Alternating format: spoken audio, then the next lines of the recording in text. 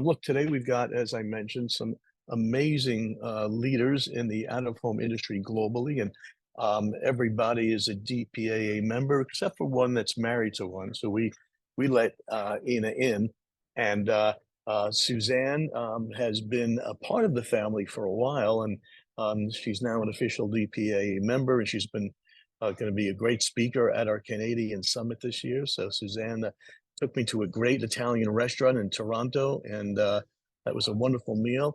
Ina, love spending time with you in Vegas. You've got an amazing, oh, that's right. Helen Mial is a CMO of View, for those of you I left it out. So View is a great SSP, and I will be seeing your boss for lunch on Sunday, on Friday Sorry, here. Barry. I was following Jen's instructions of introduce yourselves on the chat. I'll No, leave you to it. that's good. Then that's okay. I just saw it pop up, and we love you, Helen. And Ina is great, and smart person, and she really understands how to plan and buy in the out-of-home world for a great brand. Alice Go, one of those just leading ladies. I think she's won a ton of awards, helping to really grow Captivate in North America, and also she's helping lead the Captivate growth in Europe. And then our star of the day, our football star of the day, our media star of the day, Miss Kate Bowers, who's got a great life journey, a great life story. And the first time I met Kate about a year ago, I said, "You're a true inspiration, and you've got to tell your story to more people than just me." So that's who we have in the lineup. We're going to start in a minute, all led by the amazing Jen Willie, who is just such subject matter expert in development and training and women's leadership. And she does such a great workshop that I invite everybody to always just spend 10 minutes listening to Jen Willie, and your life will be the better for it. So let's go to the next slide there.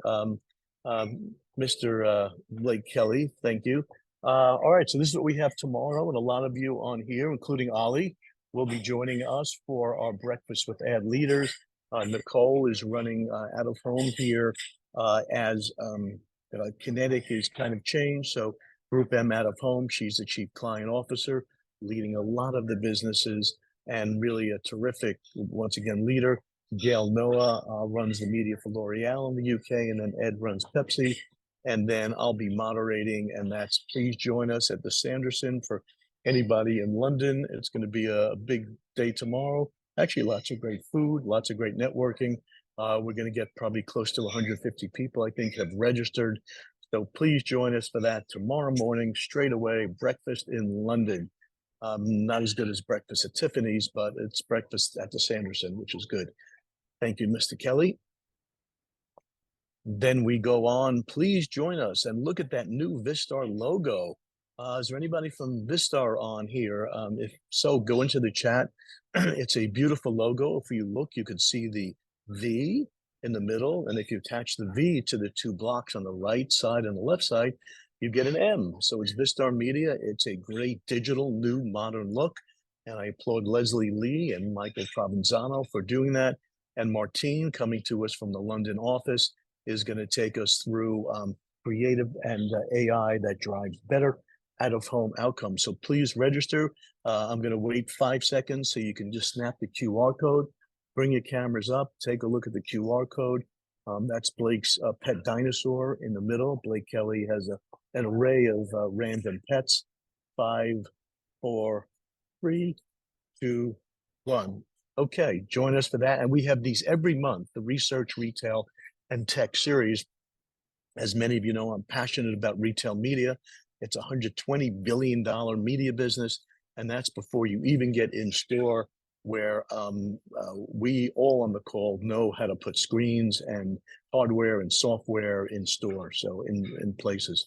So please join us for that one. Lots more coming up. We have our Possible again this year. Possible has become the marketing event of the year. A lot of people are calling it, excuse me, the Davos of marketing. It's in Miami. Helen Mall is going to be a featured speaker this year. There's a lot of our members from last year, upper right, JC Conti, Francois de Gaspé Beaubillon.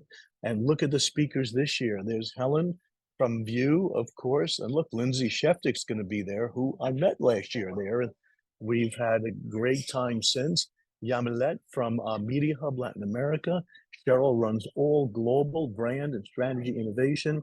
And Rafael from Bradesco from Brazil, the big bank. And last year we had over 100 DPEE members.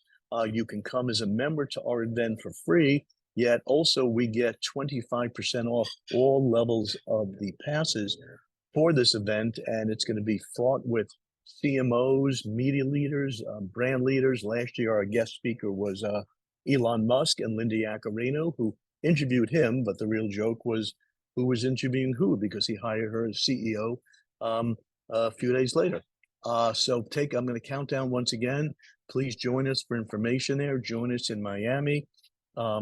There's the QR code, 5, 4, 3, 2, 1, and join us in Miami for hearing the global strategies from MasterCard, hearing brilliance about programmatic globally from Helen, and then about Latin banks and Media Hub in Latin America as well.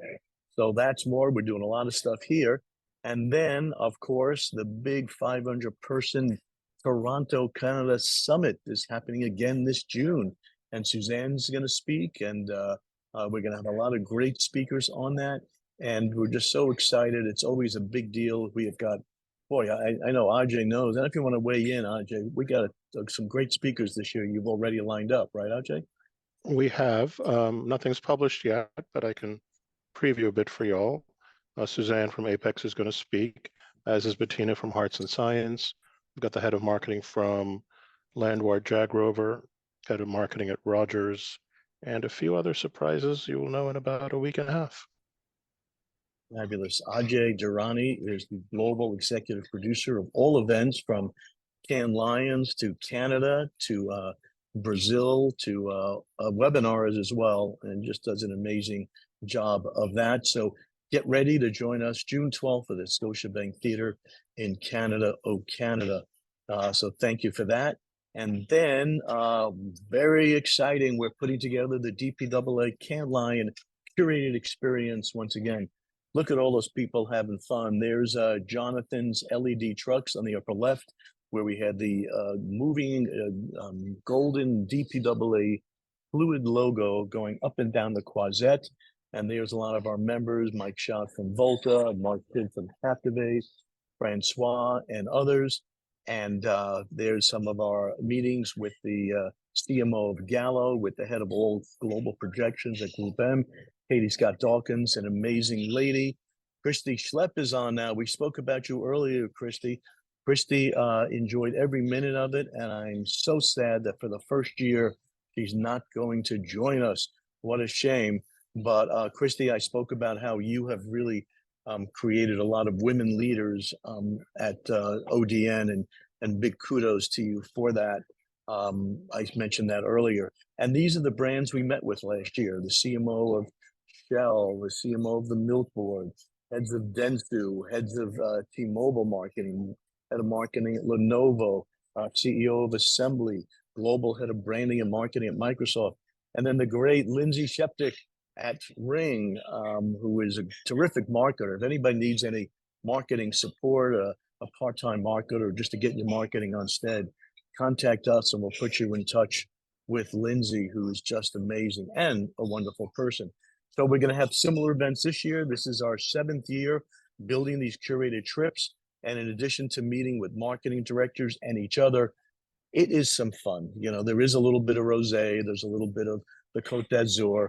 So please join us if you can, and let any of your DPEE representatives know. Okay, and we almost at the end there. Oh my God, of course. October 15th, mark your calendars.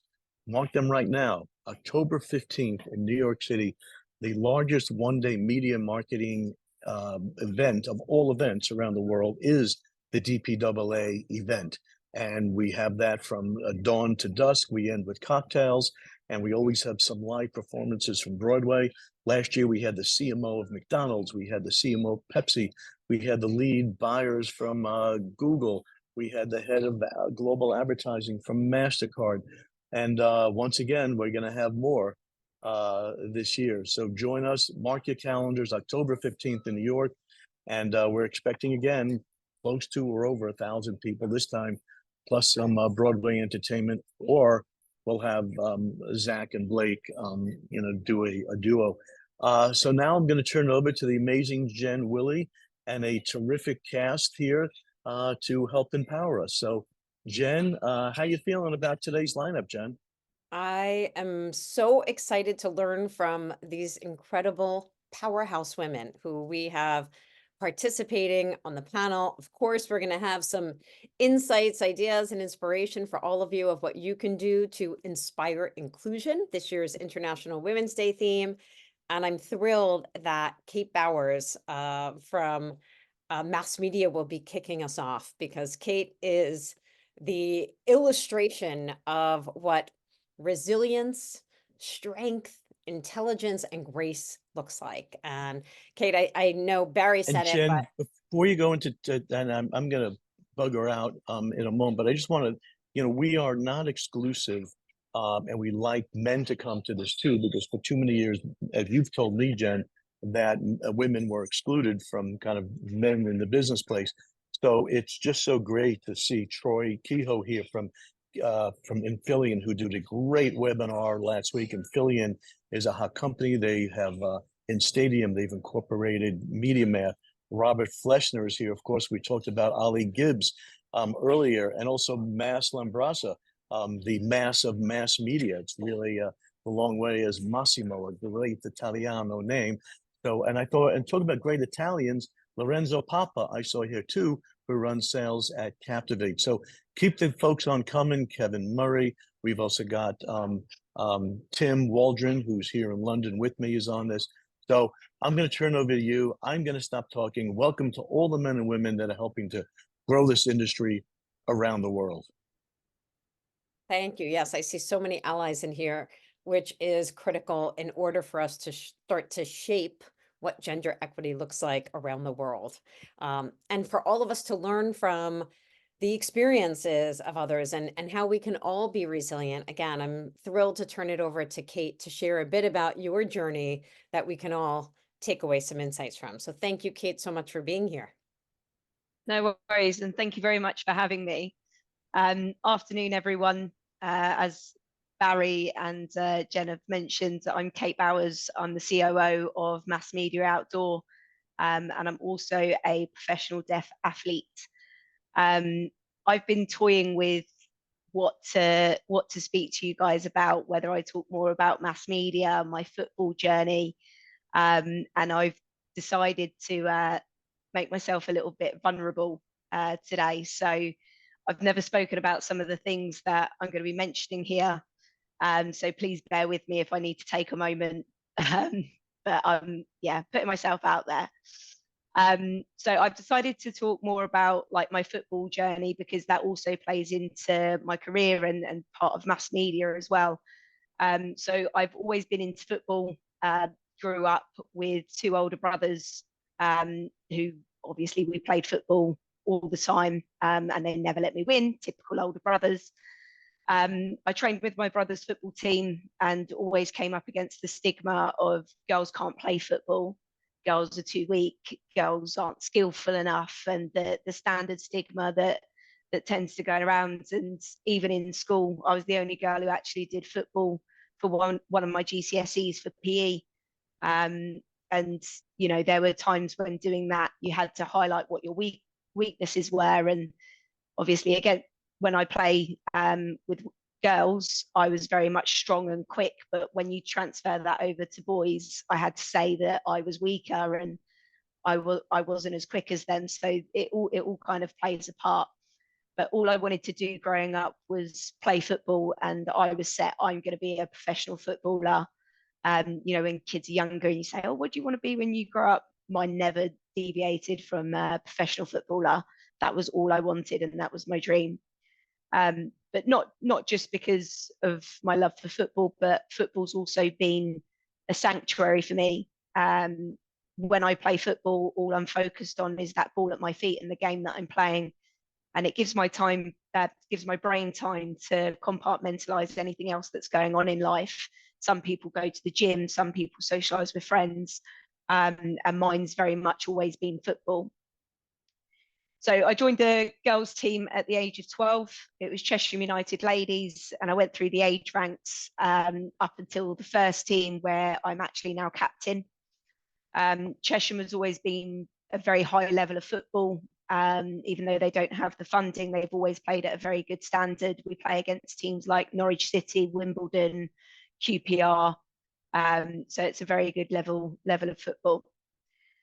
In my early 20s, I was asked to attend some trials, and I actually got offered a contract to play for a championship team, which I was like, oh my God, this is the gateway through to me being a professional footballer. This is going to be amazing. Unfortunately, it wasn't for me. 2 weeks after signing the contract, I ruptured my ACL, which meant no more football. Rupturing my ACL, although it was obviously had a physical impact, I found it more mentally challenging, because it felt like that was my dream done. Like, I always wanted to be a footballer. How could I come back from doing my ACL? Can I do the rehab? You know, I'm the kind of person that always finds a silver lining in anything that's ever happened in my life. But this one, I really struggled to find it. However, doing my ACL was one of the worst things, but also one of the best things that ever happened to me. Because I couldn't play football, I then threw myself into my career. I'd always had like little sales jobs, so selling advertising in a wedding magazine, selling advertising in newspapers, and that's where I then discovered Out of Home, and I fell in love with it. I've worked at a few different media owners. I've seen things be done properly, things being done where they're cutting corners. Needless to say, those ones aren't around anymore. But I felt like this is an industry where if things are done properly, it can really make a difference. And that's when I met Mass, the CEO of Mass Media. Mass and I spoke at length about Mass Media, how we can work together, how we can build the business. We have a clear vision of where we want to go and what we want to do with the business, and we're continuing to build that with our greater city strategy. But also part of our mission statement is that we challenge the notion that digital out of home isn't accessible to everyone, because it absolutely is. It is. You can do so many different things with it, and we love the evolution of it. And yeah, we're excited for the next few years, let's say. Back to the football. After 18 months of rehab, I was able to play football again. It was a hard slog, but when the team, London Bees, realised that I was back playing, back on the table for you if you still want to join. So I was like, oh my God, this is amazing.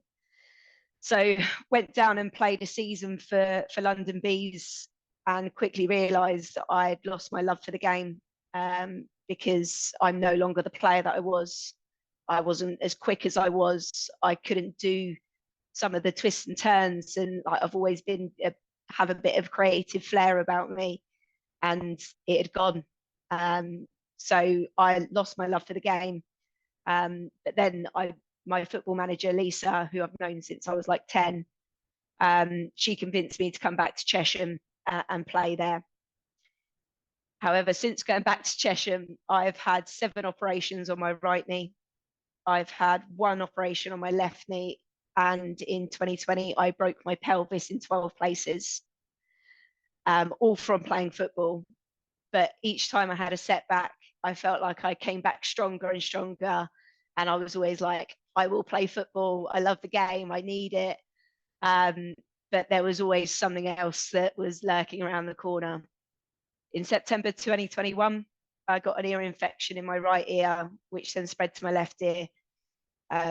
And my hearing never came back. Sorry, bear with me. It left me needing hearing aids. It literally sounds like everyone's underwater. Since then, I've been to see specialists who have now said that I've been hard of hearing since birth, but it was never picked up on. But that helps me now because I'm really good at lip reading. So kind of glad it wasn't picked up on. See, silver lining and everything. I have something called strial atrophy. It's genetic, and my hearing is only ever going to get worse from now. I need to do a little shout out from Mass at this point, because Mass has been incredible throughout this whole journey, through multiple operations, through me losing my hearing. Anything that I need, I know that I can go to Mass and he will be supportive and he'll make adjustments where I need them. And he's been a real rock for me throughout this journey. So once I collected my hearing aids, my first call was actually to my football manager. I was crying. She laughed at me and said, "Don't worry, I'm going to get you in an England setup." And I was like, "Yeah, whatever. They're okay. We will just let you go with it." However, there was something else lurking around the corner. In December 2022, I was told I'd never be able to play football again, as I've got arthritis in my right knee and I needed to have an osteotomy. I don't know if you guys know what that is. So an osteotomy is where they take out the top of your shin bone and replace it with metal, and it basically prevents me from needing a knee replacement in my 30s. So I was told, that's it, hang your boots up, you're not to play a single another game. So being told that I was never going to be able to play is one of the hardest things I've ever had to deal with. It was like I had the carpet ripped out from under my feet. I'm like, what is going on? But I also thought, well, if I need to do that in order to walk, then I'll have to get it done. So in January 2023, I then went down for surgery, but they couldn't get the screw out of my knee from my previous surgery to do the osteotomy. Here comes the silver lining. My football manager, Lisa, she reached out, found out who I needed to speak to get into the England setup. They then invited me down for a trial. I went to 3 trials. I was then selected to represent England in the Deaf World Championships out in Malaysia last year in September. And more recently, I joined the England Deaf Futsal team. So those who don't know what futsal is, it's like indoor 5-a-side football. And I actually got to represent Team GB in the Winter Deaf Olympics earlier this month. I think the reason that I chose to share this particular story with you is because I'm a big believer in, you never know what life's going to throw at you, but it's how you overcome every setback and come back even stronger that makes you look at the journey that you've had and appreciate how far you've come. So journeys that are easy, they're never fun for stories. But yeah, that's the story of my footballing. I hope you all enjoyed it. Well, the theme this month is about inspire inclusion, and Kate, you just inspire us on so many levels.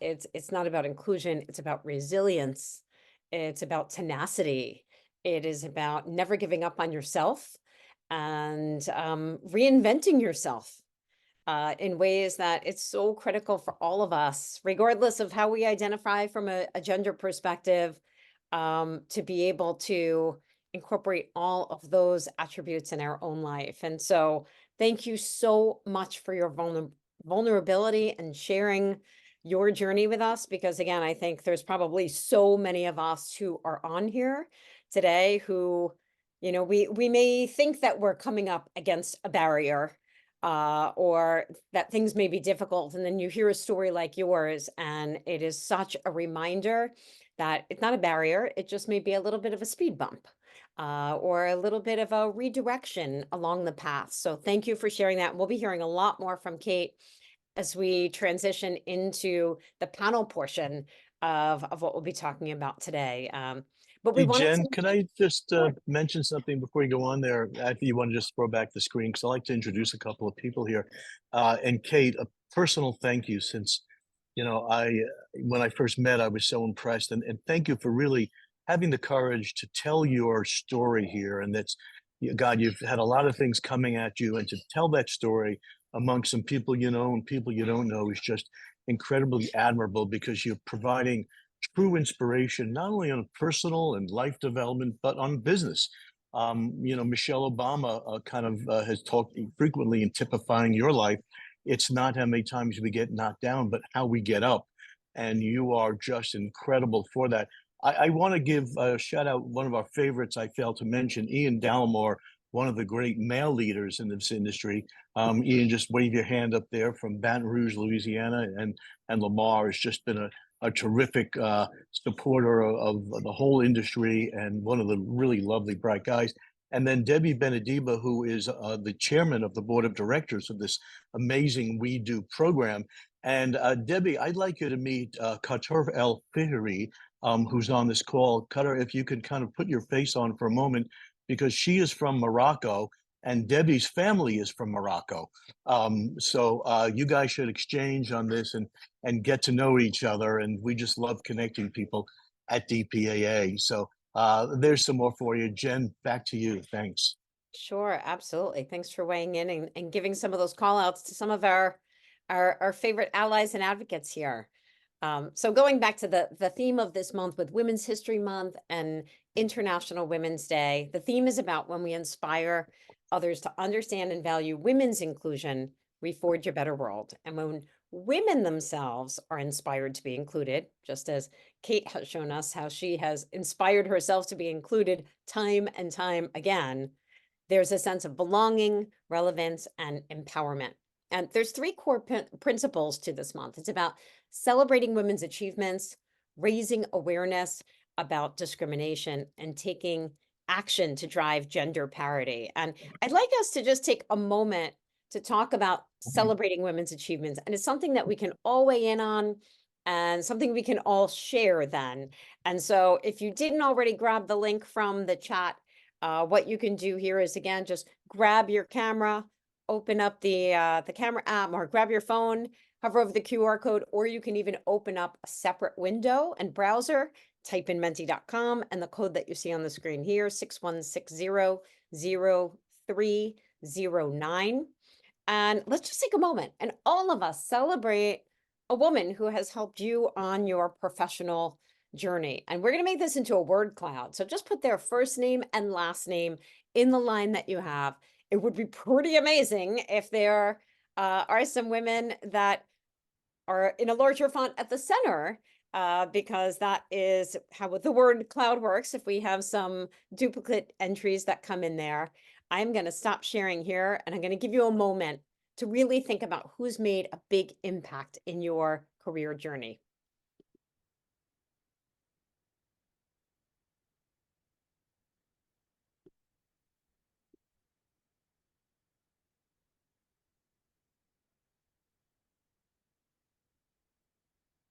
It's amazing already to see some of the names of some of the women who have been a big part of DPAA and We Do, the Women's Empowerment Organization and Initiative for the women in the digital out of home industry. And of course, this session was open to people of all companies, certainly all genders, as part of the DPAA's commitment to making this an inclusive event for Women's History Month and International Women's Day.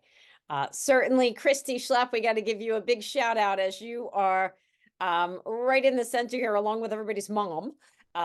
We are so grateful for you. For those of you who had missed it, she had shared her remarkable journey and story again of tenacity and grit in a previous session with us. And that's one of the many advantages of being a member of DPAA, is not only the industry networking and relationships and knowledge that you get, but also the personal inspiration and relationships that we have. So keep those names coming as we are doing this, because it'd be great to have a nice giant word cloud that we can share out at the end of the day here today. But in the meantime, we are going to continue on. As I had mentioned, we have an incredible panel for you with Alice from Captivate, Ina from ESPN, certainly Kate, who you've already heard from, and Suzanne from Publicis. And we're going to be hearing a little bit more from, or we'll be hearing from them as we get further on here. But first, we want to give you some real meat. And we also want to give you the opportunity to ask any questions you may have for our panelists, for Kate, for myself.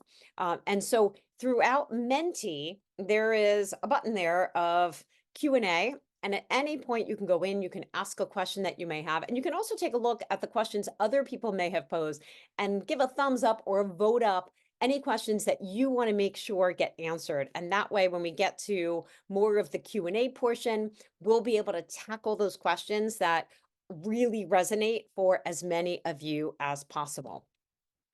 There's also key takeaways that we're going to share from today's session so that you can just be present, not worry about taking notes or anything like that, but really be a part of it in our time together. Here's the QR code again. I'll leave it up for a few seconds, but we also put this link into the chat and I'll put it again in a little while.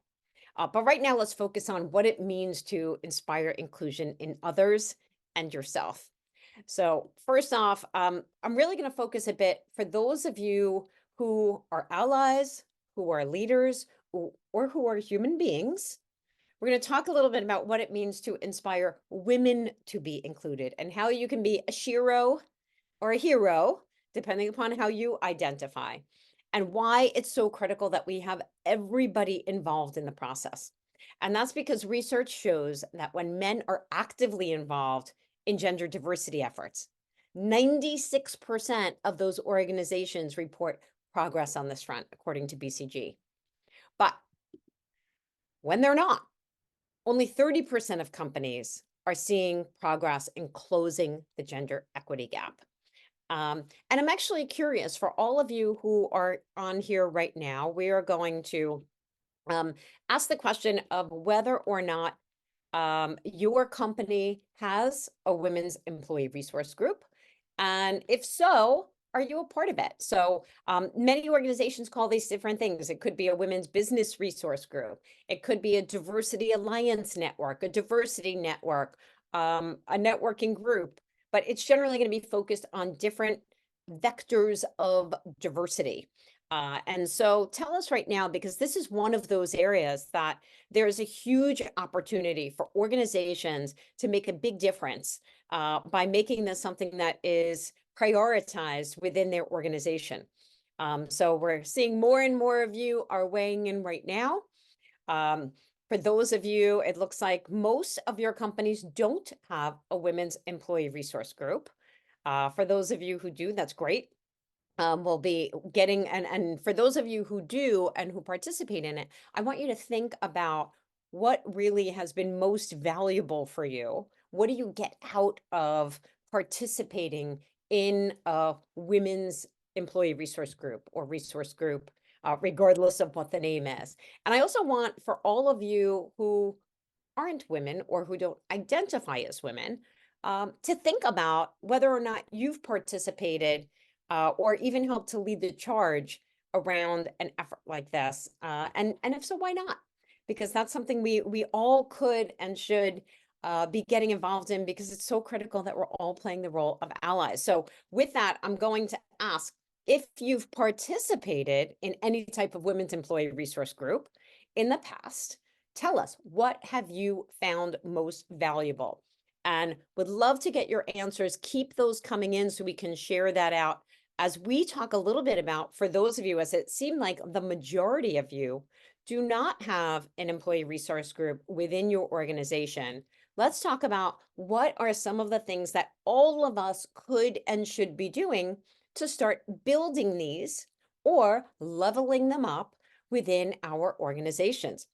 So the first step that you want to do is you want to make sure that you identify co-chairs, more than one, and then committees that you will develop to support the efforts and the focus of the resource group. And the reason why I say you need both co-chairs and committees is, as we all hopefully know, and it's a topic that we tackled in last year's We Do International Women's Day event that we did, invisible labor or non-promotable work. So spending lots of your free time working on things that are advancing others at work and culture is one of the things that women do at a much higher level than men. And so there is work that comes along with leading the charge on a resource group. And that's why we want to make sure that we're distributing the load when we do that. It's also critical that you have executive sponsors, people with power and influence who can help make this a priority within the organization and ensure that there's a budget for it so that you can actually do more than just meet up for a free coffee, but do things that are really meaningful and matter. This is an incredible way to develop cross-divisional and cross-generational networks within the organization, again, regardless of gender. But it's a way that you can help to drive that. And for those of you who may take a role or help build this within your organization, we have to invite men to be a part of it. And we have to explain why they should be a part of it. In the takeaway that I had shared earlier and that we'll put in the chat again, we give you some ways that you could explain this, but everything from we want to make sure that we're getting all perspectives because diversity is what's so valuable and drives innovation and business growth. But it also can be a great way for men to understand some of the biases that we may have that were built into us, either through childhood, our teachers, our parents, or even our own experiences throughout our lives. And then you want to make sure that you're really focusing in 3 primary areas. Number 1, professional development. This is an area that you can and should use because there are so many areas that impact women very differently than how they impact people who aren't women. Everything from communication to self-advocacy. We're going to tackle a little bit of that today. To networking, to negotiating, to how they're being promoted at work, and to many other critical areas that women need to understand what the reality is, how they can navigate that. And certainly we need both leaders and those who identify as men to understand those things as well so they can start to recognize those behaviors and shift them with time. Policy and advocacy is something also that as you bring together these leaders within the organization can look at everything from parental leave to caregiver leave to flexibility at work to any other topic that matters to you or helps and is related to gender equity, both inside your organization as well across the political landscape, wherever it is you live in the world. And then finally, an incredible way to develop leadership, professional skills, and networks at the same time is to do what I like to call skillanteering. And this is where you combine philanthropy and personal growth and development at the same time. And it's by volunteering or bringing together your team for a cause, but where you're actually leveraging the talents and skills of your team. You build and foster really authentic relationships by doing it, but it also helps you to grow at the same time. I will say one incredible organization that I have been a supporter of from the beginning is Working for Women. It's a nonprofit that's focused on socioeconomic development for women. And we're actually going to do a free LinkedIn Live that will talk more about that. That will be this Thursday. So if you want to join that, grab that phone. You can find the link to the LinkedIn Live, and this will help to support you. We'll also tackle some of those other issues around communication and building out your personal board of directors and how and why that's so critical. Topics that we have covered in the past here through DPA's women's empowerment efforts. But there's other things that we need to do to inspire inclusion in others. We have to provide feedback to women. New research that's come out has shown that women are far less likely to receive valid, valuable, constructive feedback that can help them develop. And that's generally because their manager, regardless of their gender, is concerned about how that's going to be viewed on the other side. But it's critical. We all know feedback is a gift, and we can't grow if we don't necessarily know what our blind spots are.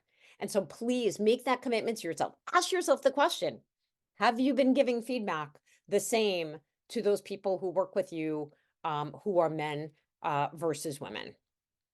There's also the tremendous value that comes along with mentoring, sponsoring, and even showing micro validations for women in the workplace. And what some of those micro validations could be is when you're in a meeting and a woman starts to share her perspective, giving her the head nod or giving her credit and saying, as Debbie had said earlier, I love Debbie's idea and I think we can add to it in this way.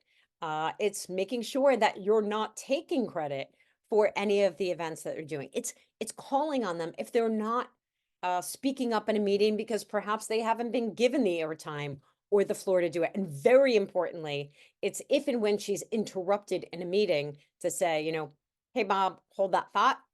Debbie was still speaking. Let's go back to Debbie and then we'll come to you. So these are some of the ways, again, we can inspire inclusion. And for the women on here, we have got to do this for other women. We many times will talk about how tough it is to navigate corporate America as a woman in a man's world.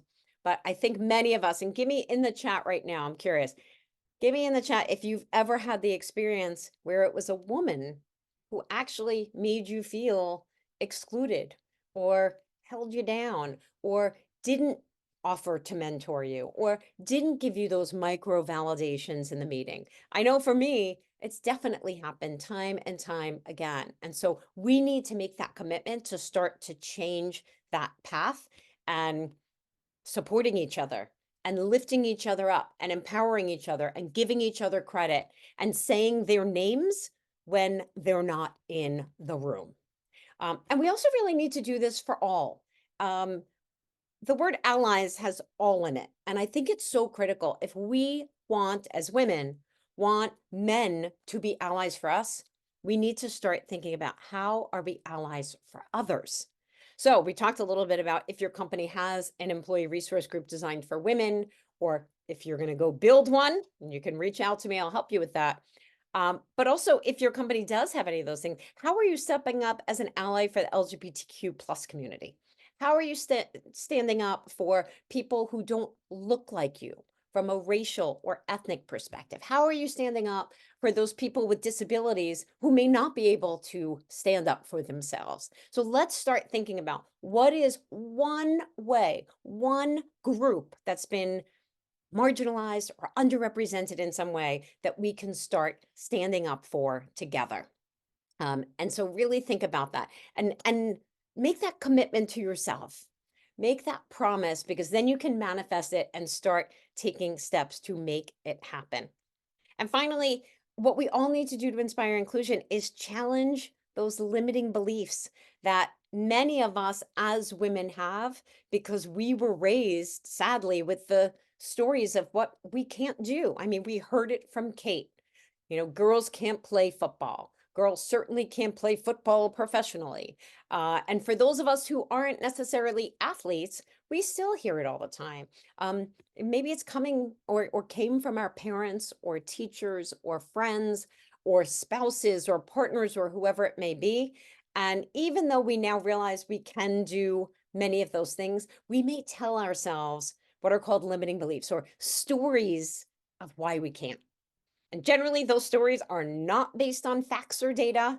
It's just those stories that we believe. And so we need to be mentors and partners and allies and poke holes in those limiting beliefs to help people have the courage to take that step forward, take risks, learn how to negotiate, especially because we see, based on research that came out through the Wall Street Journal last year, that the biggest part of the gender equity pay gap in corporate America is because women are not necessarily asking for the promotions and negotiating the raises as much as their male counterparts, and also encouraging them to ask for help. Because this is, again, it's part of imposter syndrome. It's that fear of, well, if I need help, I'm not as good or smart or capable as other people might think that I am. And so to show that I'm strong, I can't ask for help. But we absolutely need to ask for help.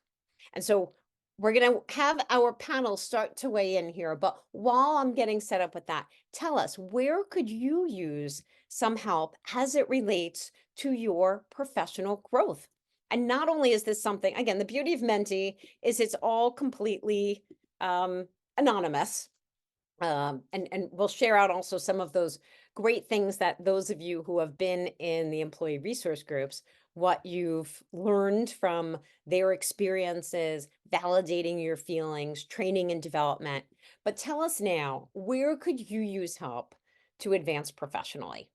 This can also help to drive some of the future programming that we will have with the DPAA and the We Do effort to advance women's empowerment. We will have quarterly events that are coming up through the remainder of this year, and we'll definitely schedule some of those meetups so we can build that network. But we also really are committed to helping with that professional development. So again, nobody will know who weighs in here, but tell us, what are those areas where you could use some help to advance professionally? And while you're all weighing in on that, I would love to, again, reintroduce our panel who will be weighing in on all of this. And it would be so great, actually, when we think about where we could use help and how you have felt included and that you sometimes could be your true authentic self. I'd love to get us kicked off with Alice Go from Captivate, because you had shared a story about a recent experience where you felt really included. And I'd love for you to share that out with everyone. Yeah, I don't know if this actually, oh, first, thank you and hi to everyone. But also, I don't know if this counts for what you were sharing just a minute ago, Jen, about kind of mentor, sponsor, and providing those micro validations. But this is a micro validation that just helped me feel like I was seen and like I was accepted. It was a few weeks ago. We were having a conference one day. I was a little bit more dressed up than my usual self. Anyone who's seen me in person knows I tend to err on the side of comfort. And of course, post-pandemic has certainly escalated that quite a bit. And I remember the second day I showed up and I was a little bit more relaxed in my attire. There may or may not have been holes in my jeans and a sweatshirt and a hoodie involved, even though I was at a conference. It was just the kind of day that I was having. And Mark Kidd, who's the CEO of Captivate, he kind of came by and he just said, "Hey, looks like you're back to being your comfortable self. It looks like the Alice that I know." One, he recognized that about me and he accepted that about me. And especially for someone like myself who comes from a background, I used to work in large firms where some of you might remember this: tie your hair back, no strays, no bangs, light nail polish, makeup not too harsh, make sure that your shirt is tucked in. All of those rules that had just kind of like been in the background of my career, it really fell away in that moment. It truly made me feel included for the authentic person that I am. So that moment did mean quite a lot. Well, and that is a perfect example of one of those micro validations that can make you feel like you can be your authentic self. And I know, Ina, you had shared with us that one of the best bosses that you've had who made you feel included was a man. And so it'd be great to understand, what were some of those behaviors that that not only impacted you, but as we all listen to this, again, regardless of our gender, that we could and should be adopting. Absolutely. Hi, everyone. I actually was telling this story about being a working mom and how important it is to find people to work for that kind of understand and support and validate kind of, again, your family and your priorities, and whether it's kids or it's, you know, you want a garden or you're taking care of aging parents, whatever it is. And so I actually had said that the person who actually taught me the most about being a working mom was a working dad who, you know, would always leave loud, would never be shy about saying, "I'm leaving at 5 o'clock to go to my kids', you know, soccer game, or I'm going to leave at 5 o'clock to, you know, just make dinner or go have dinner with my family." And, you know, my kids were babies at the time, and I never, ever forgot. And he really set that precedent for me. And, you know, now I never feel bad to say, "Nope, can't go to that meeting," or like, "Please don't schedule a meeting at 4:30 because I have to catch a train." I, you know, live and die by that train schedule. And so guys have a really important place to play in helping support women, especially earlier in our careers, where we may be a little like, hey, can I actually decline that meeting or can I actually not go? So yes, that was a big moment. Well, and I mean, that's one of those examples of where leaders, managers can be both selfless, helping their team feel like they have it all, but selfish at the same time, because we all know that attrition is one of the biggest challenges for those of us who are people managers. And I personally had a boss one time who he had said to me, this is back when I was in sales, and he said, hey, look, as long as you're on track to hit your goals, I want you to sign up for a 3 p.m. swim class with your baby. I want you to feel like you can have it all. And I will tell you, there were opportunities that I passed up. I mean, I would be retired by now if that was the case. Mhm. At Google and YouTube and starting Twitter and Facebook sales roles that I turned down time and time again because I felt so supported. And I said, how could I leave this? So for those of you who are people leaders who think about how do I reduce attrition and how do I maintain loyalty and attract talent, it's creating that kind of an environment that really helps to do that. But then there's the flip side of it, of some of those things that can make us feel excluded or that we're not welcome. I saw somebody had put in the chat that it was one of the behaviors of their female managers that made them become an entrepreneur. And Suzanne Morello from Publicis, we had talked a little bit about what that was like for you earlier on in your career and what you've learned along the way. And I'd love if you could share a bit of that experience with everyone here. Yes, thank you. Hopefully you can hear me okay. I've been just having some issues with Wi-Fi today. Yes, listen, earlier in my career, I was working for a nonprofit organization, really eager, out of school, ready to join the workforce. And within the first couple of months, was sitting having a conversation with our marketing director about what was on the agenda and meetings and so on and so forth. And high-fived me, said I was doing a great job, keep showing up, you're fitting in well. But there was a but, and the but was perhaps I should consider changing my name. And so my given name is Suzanne, and it's on my birth certificate. And his suggestion was to stick with that name because Susie is how I introduced myself 30 some odd years ago, came across as perhaps unprofessional in a work setting. So it was disheartening. At the time, I took the feedback and I changed my name and did what I needed to do. And it wasn't until several years later that it actually dawned on me that that was quite wrong. And it made me feel quite bad about who I was, a young working female, and just put in a situation because of my name. So. And I'm guessing that some of our panelists here and all of you, and you can put something in the chat if you can relate in any way, but I'd love to hear from any of the other panelists, other types of experiences you've had like that where you felt excluded.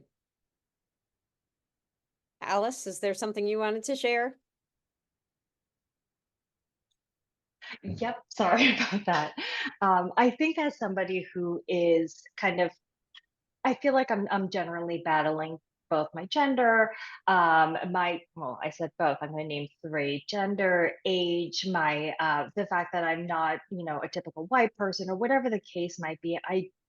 I have found that at times it could be a bit of a handicap, or I could use it as a bit of a tool or an asset in conversations, making myself stand out deliberately. But again, when I was younger in my career, I had the fear of doing that. So while it was probably hard for me to advocate for myself, I think, Suzanne, when you told the story, I was like, oh, if I had been there, I would have said something. I would have been able to speak up. And that's that kind of advocacy and allyship that when I struggled to find the strength or courage to do that for myself, being able to kind of bring that to others does allow me to create that environment and at least perpetuate or pay it forward or whatever the case is in that way. So that story just resonated so much.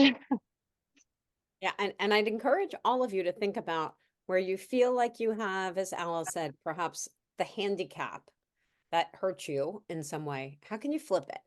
how can you then turn that into a superpower, either through finding support or recognizing that rather than being, oh, this is a bad thing, I'm a token, this is a good thing that I'm a token. And I'm going to start finding some other allies and advocates along that path for me and change things out. And Kate, I'm really curious to get your perspective when we think about inclusivity and then intersectionality on top of that.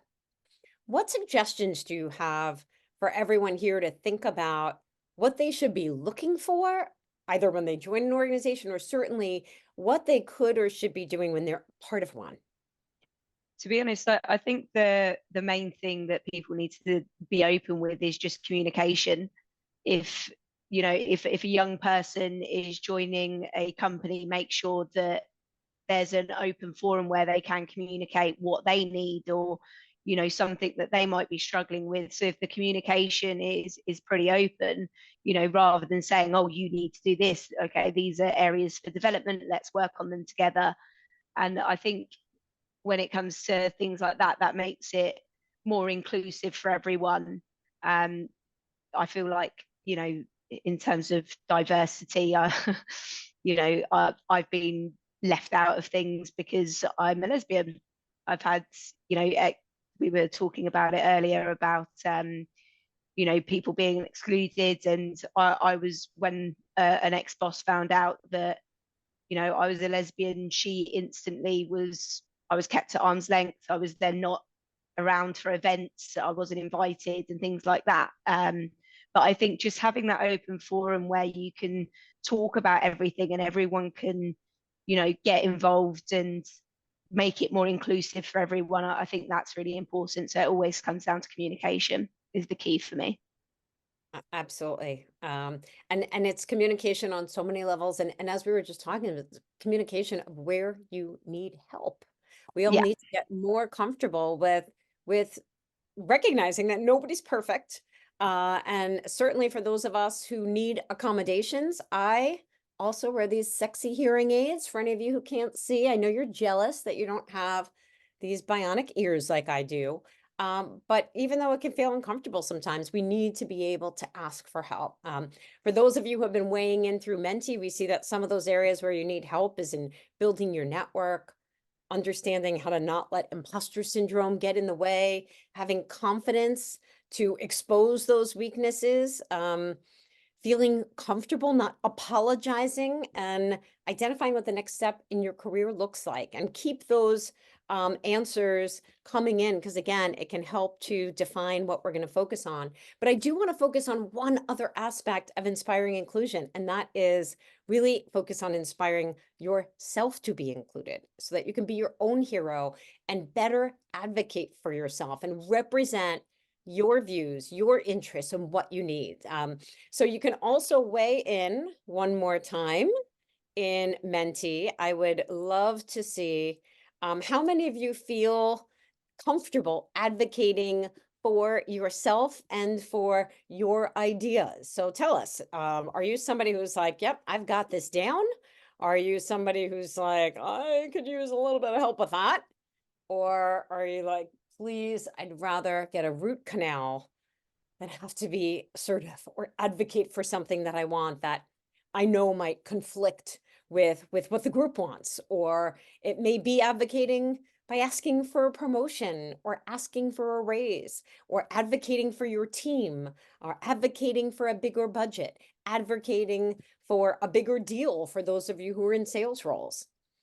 So based on how many folks we have, we've got about 16 of you. Come on, there's 78 of you. Weigh in, let us know. How do you feel? You can just grab your phone, type in menti.com in a browser window, and then type in the passcode that you see at the top of the screen. But tell us.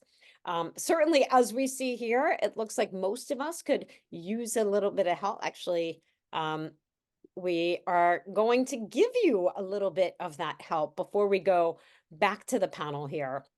And so the way that we can give you help is to help you get more comfortable in terms of how you can be more assertive at work. As you can see, assertive language involves clear, confident, and respectful communication. It's about expressing your needs, your thoughts, your feeling in a straightforward manner without being either aggressive at one end of the spectrum or being passive. Now, it's really important because in the original research that we did at Wet Cement to understand some of those barriers to achieving your potential at Wet Cement, we found that people are most likely to hesitate initiating these difficult conversations because, or women are more likely, as you see on the side here, how women responded is on the left bar in red, how people who identify as men responded in black. And as you can see here, women are holding ourselves back from these important conversations far more because we're more uncomfortable about how we will feel. Whereas our male counterparts are much more concerned about how they're going to impact their colleagues. And in many cases, as we saw, that's why we're less likely to get feedback that we can grow from. And so these are things we want to, again, get comfortable being uncomfortable. Now, there was a research study that came out about a year ago that showed that they actually created a lab environment where they asked men or women if they were comfortable using what's called promotional or self-promotional assertive types of language. The men initially said they were more comfortable with it. The women were not. Then they gave everybody a script. And in using that script, they used exactly the same assertive language. What they found was that people who used assertive language were far more likely to have people follow their advice or listen to what they were saying and asking for. Now, it was perceived slightly more masculine, but it had the same positive results for people regardless of gender. So many times people say, oh, well, I'm going to get slapped if I use that kind of language, but you're not. It will make the impact that you're trying to make. And what was really interesting is there was no backlash for the women. There was no gender discrimination that they found in this study. However, even after sharing that back with all of the test subjects, the women said they were still less likely to use it. And so we need to recognize that if I want to make an impact, if I want to drive innovation, which certainly everybody in the digital out of home industry wants, and I know that we have many other folks joining today from other industries, that's what we need to do in this world that we're living in, where Accenture says that 40% of the jobs that exist today will likely change thanks to AI.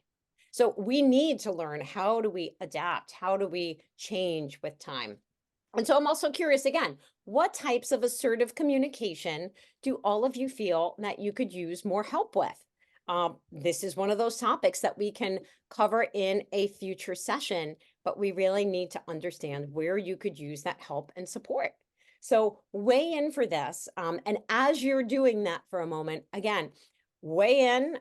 We want to see where you could use that help and support. It's also so valuable sometimes to realize that you're not the only one who feels this way. Many times we think that we're harboring the secret that, I'm not comfortable setting boundaries, but everybody else is. It's actually even one of the types of imposter syndrome called the superhero syndrome, where you believe that everybody else is the real deal, but you're the one who's faking it or a fraud. So let's be loud and proud about what of those areas we could use more help with when it comes to assertive communications. And as we take a look at this and what those areas are, certainly seems like setting boundaries is one of those, addressing conflicts. We're seeing asking for a raise or promotion. And again, with 73 people here, please weigh in. It will be so helpful to see what all of you feel. And I'm going to keep this screen up in the background so that you can continue to weigh in via Menti. But while you're doing that, I'm going to share some of the ways and some of the language that you can use. That's all in the handout that we are sharing here for doing things like asking for a raise or a promotion. It's as simple as writing out your script, saying out loud, tweaking it so it sounds very natural and genuine and authentic for you, and then practicing that over and over. So then when it comes time to have that conversation, with your manager or with that person that you've had conflict with at work, or where you need to set those boundaries, it will just roll off your tongue at the time. So here's an example. I've been reflecting on my contributions to the team and the additional responsibilities that I've taken on. I'd like to discuss the possibility of a salary adjustment or a promotion to reflect my current role or to reflect the work that I'm doing. It's as simple as using that language. And I'm going to teach you all a little secret. You know, I talked a little bit about AI and how it's going to change our workplaces. It's something that all of you can use to help you as you need to advocate for yourself that much easier. So don't necessarily do it on your work computer. Do it on your home computer or your phone, whatever it might be. But use AI tools like ChatGPT to ask questions like, how can I confidently and assertively ask for a promotion? And you will get an entire roadmap of exactly what you could or should be doing. And then you can pick what feels most comfortable to you to use in those examples. And again, write it out, tweak it, put it into your language, and it will help make it so much easier for you. And so as we see, there's still some of you weighing in here, but I'm really curious to get a perspective from our panel in terms of when it comes for you to advocate for yourself and be more assertive in the workplace. Certainly, as many of you have risen up to the top, how did you learn that lesson along the way? And what would be your advice for everyone else who's here joining us today?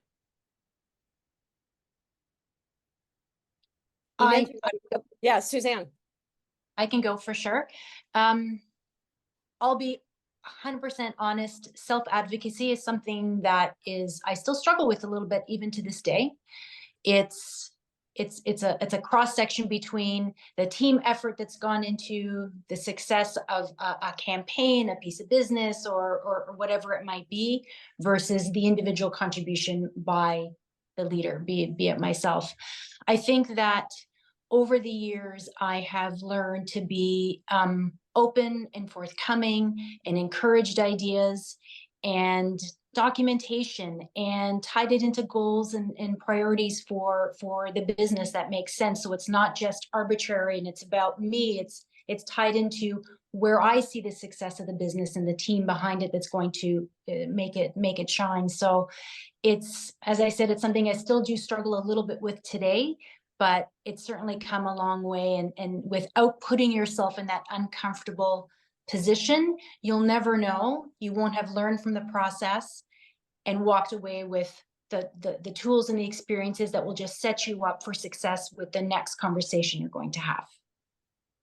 Absolutely. And certainly a mentor or a peer mentor or an ally, someone to bounce ideas off of, can be incredibly helpful. And I'm curious for our panelists, is that a method that you've used in the past? Or are there others that you found to be really effective to advocate for yourself, to advocate for your team along the path? And maybe Ina, I'll start with you. You know, the thing that I've learned the hard way about advocacy, actually being laid off a few times in my career. And I think part of what I've learned is actually being very specific about my contributions versus the team's contributions, and actually really outlining my business impact. And I think if you really understand what do you do that enables other people to do their job well, clear hurdles, I think it's easier to advocate for yourself. I think that we as women naturally are taught, like, should not take credit. You gotta, like, be nice. It's the team. It's we. We don't say I, we say we. And I think because of that, it's not always clear what you yourself have contributed. And the higher up you go, the less, you work through others. You're not necessarily yourself doing the work. You're sort of managing the work, leading the work, setting the vision. And again, this is like so tactical, but one of the things I do is, I really keep a week in review. I have it in my notes on my Mac and on my phone. my team sends it to me each week, like, hey, here are the key projects, here's what I've accomplished, here's my hurdles, whatever it is. And I keep it for myself as well. And I use it as a way to actually help write my quarterly conversations. We don't do annual review we have these quarterly quality conversations. And I think actually being purposeful about documenting your impact and quantifying it, like being really clear, like, hey, this is how much revenue I've brought in. This is how much, churn I've mitigated. Here's how much my media dollars I've spent actually worked harder. I've made companies, give us more added value that contributed to whatever it is. I think documenting it, quantifying it, tying it back to the business, and not being afraid to say, here's what I did and here's what I contributed, I think will enable you to advocate for yourself. And I think actually practicing saying the words like, I want to make more money. I also think, I'm sorry, this is going to be controversial to say, so forgive me. Interview. Know your value, know your worth out in the industry. And I think it's good to just understand what you're worth. And I think all you could do is ask. There's always more money to be had. And there's also other perks, I think. Like for me, a perk is going to conferences or, attending some things that I really want to attend, or having the time and space to speak on panels. To me, those are also not financial necessarily incentives. So sometimes it's thinking about other things that can help you get that without actually like, hey, I need more money. I love. At least that's what I tell my team, because we can't afford to give everybody raises. So I'm like, I could send you to South by Southwest. No, I just wanted to kind of chime in on something that you said, where it was like, how did I contribute to the larger, and also tactical, but something that I use kind of in my own mental conversation with myself. If I keep focusing on, oh, I'm terrible at advocating for myself, it does become a self-fulfilling prophecy, as much as it may be true, doing it again.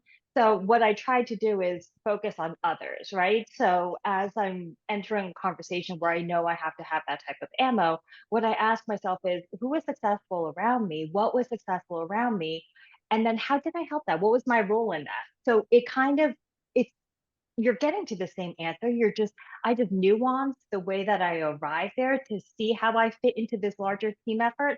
And then it becomes a little bit easier for me to, you're much better. You write these all down. I don't. I just go, and then I walk on to the next conversation. But it's a tool that I use from time to time. I actually just did something with my team where we did like quarterly wins. And I was like, okay, I literally started a Word doc, a shared Google Doc. And I'm like, okay, everybody write down your quarterly wins. And it was really easy to see, like, we've all collectively accomplished a lot. And then when I shared it with my boss, I'm like, here's what the team did. And then here's what I did to actually enable this and drive this success. And so I think you do have to spend the time to quantify your impact. I couldn't agree more. And one of those things that can really help along that is, as we had said, bouncing that off of other people, but you need to have the network in order to do that. And so what we're going to do is a mini networking session right now, where what you will do is we're going to put everybody into breakout rooms, and you're just going to share the following information: your name, your company, where you're at, one thing you're going to do to inspire inclusion in others, one thing you'll do to inspire inclusion in yourself. And if you're comfortable, share an area where you might need some help developing professionally, because the person who you're with or the people that you're with in your breakout group may be able to help you along that path. And so I will put that into the chat. But what we're going to do, if you do not want to be part of the breakout room, and we're only going to be in there for about 7 minutes, then I would suggest you drop off right now. And that way will make it easier. But I really ask that you stay. Let's increase and grow our professional networks. And when you do that, please also put your camera on in those smaller rooms. It will make it very much easier to connect with other folks. So again, just go around the horn real quickly. And if you have a problem, ask for help. And I'll give you a minute warning right before we are going to come back. So Here we go. Make sure that you accept the invite to the breakout room. I'm going to open all rooms right now.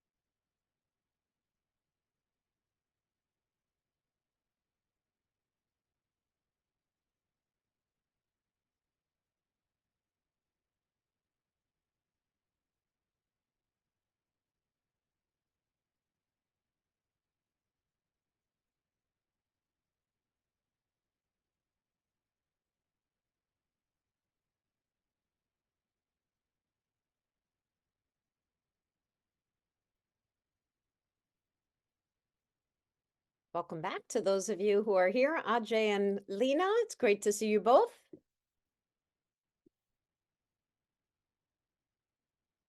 Jen, I love that.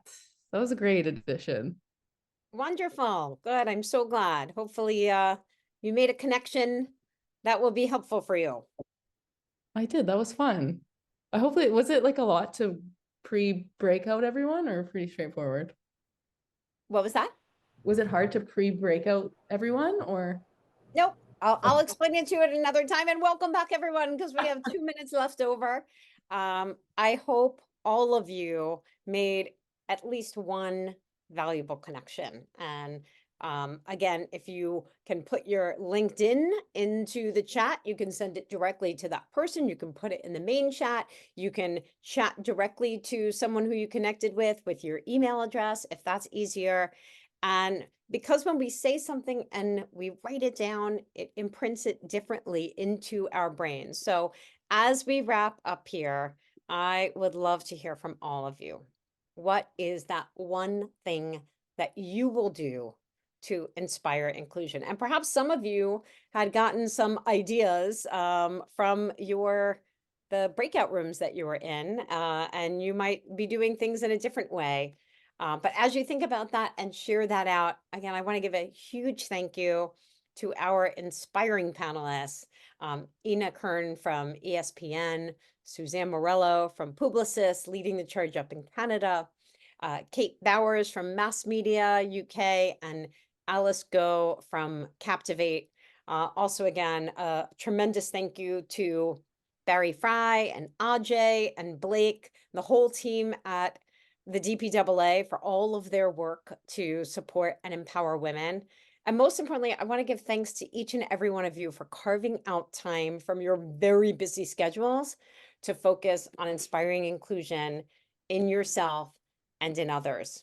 I'm going to stick around. I did check the Q&A. There were no questions, so I'm not skipping any questions that anybody had asked, but I will stick around in case anybody has a question or wants to chat in any way and wasn't necessarily as comfortable addressing it to the entire group. But let's remember, we are all in this together. And just because Women's History Month is ending in a few days doesn't mean that the work is over. It's just beginning. Thank you all so much. And I look forward to seeing you at the next We Do event. Great. Thank you, Jen. Thank you, everyone. That was great. Thank you, as always. Thank you. Thank you. Thank you so much. Thank you for joining. Thank you. My pleasure. Thank you.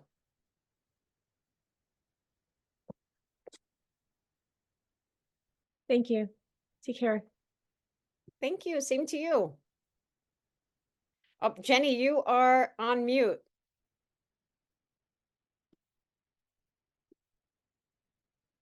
Wait, hold on. Let's see. Can we get you to unmute?